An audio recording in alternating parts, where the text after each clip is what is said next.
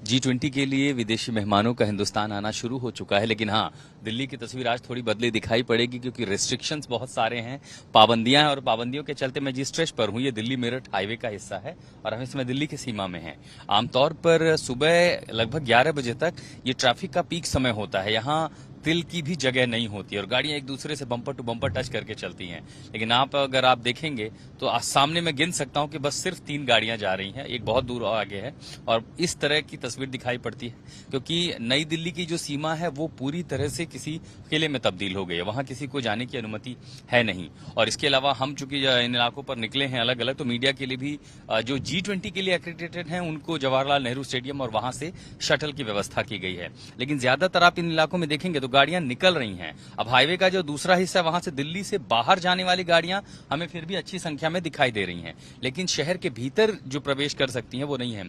उसकी वजह ये भी है कि एक तो पाबंदियां हैं, दिल्ली में तमाम जो निजी संस्थान है, दफ्तर हैं, उनको बंद कर दिया गया है और उसी के साथ साथ चूंकि स्कूलों की भी छुट्टी है और इतना ही नहीं, नोएडा गुड़गांव में भी इसी तरह के आदेश जारी कर दिए गए, तो गुरुग्राम में भी आपको पाबंदी दिखेगी। अब हम आ गए हैं काले खां के पास। काले खां से ये पूरा रास्ता कुछ दूरी पर जाके बाएं हाथ का रास्ता प्रगति मैदान की ओर कटता है जहां पर मंडपम है और सीधा रास्ता आईटीओ होते हुए कश्मीरी गेट जाया जा सकता है।